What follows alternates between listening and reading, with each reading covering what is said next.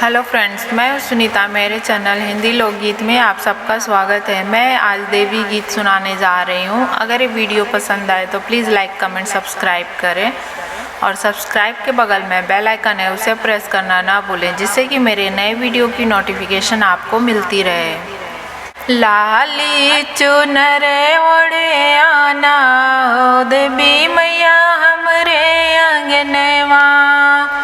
लाली चुनर ओढ़ी आना हो देवी मैया हमरे आंगनवा, हमरे आंगनवा मैया हमरे आंगनवा, हमरे आंगनवा मैया हमरे आंगनवा, लाली चुनर ओढ़े आना हो देवी मैया हमरे आंगनवा, लाली चुनर ओढ़े आना हो देवी मैया हमरे आंगनवा,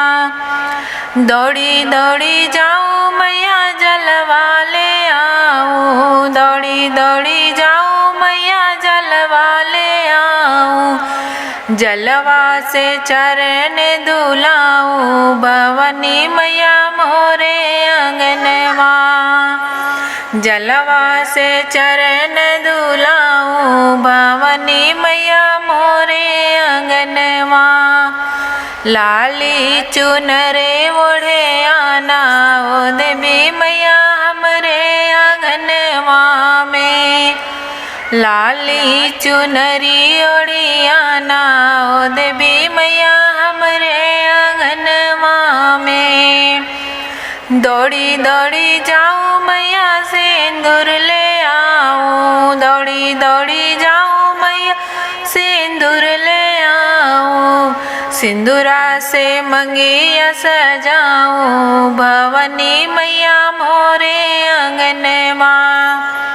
सिंदूरा से मंगिया सजाऊँ भवानी मैया मोरे आंगनवा, लाली चुनरी ओढ़ी आना हो देवी मैया हमरे आंगनवा,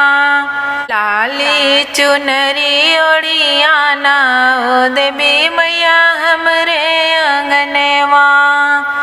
दौड़ी दौड़ी जाऊँ मैया चूड़िया ले आऊँ, दौड़ी दौड़ी जाऊँ मैया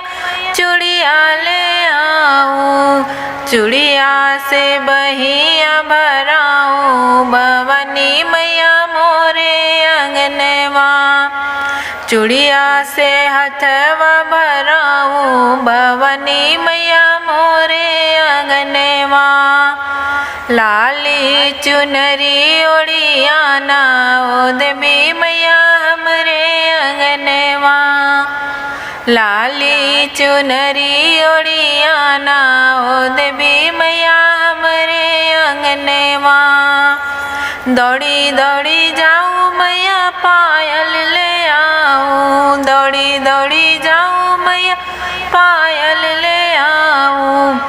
महावर से पैर सजाऊँ भवानी मैया मोरे आंगनवा,